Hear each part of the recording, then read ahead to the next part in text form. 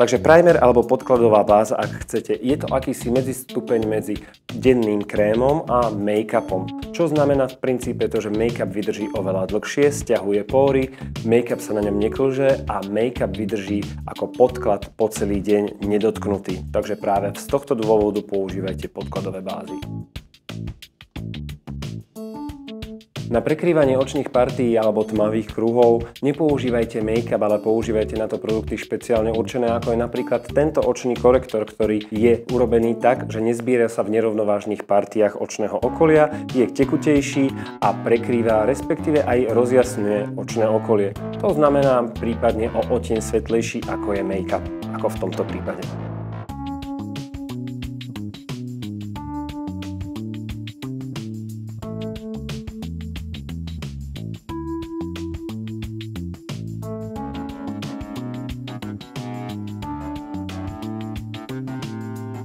Miška, pre teba som zvolil práve tento make-up. Je to novinka.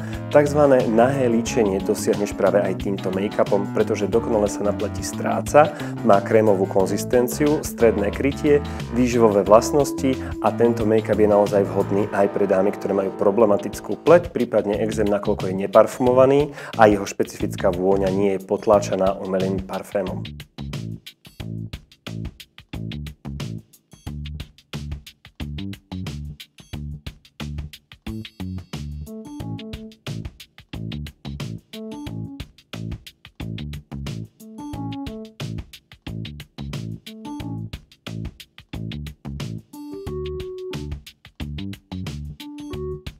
Na zafixovanie make-upu, dámy, používajte púder. Môžete používať aj tie, ktoré máte pocit suchšieho typu pleti. Nakoľko práve tento púder s hodvábom vám pleť dokonale zafixuje, nevysuší, no a samozrejme takto zafixovaný make-up vám vydrží oveľa dlhšie.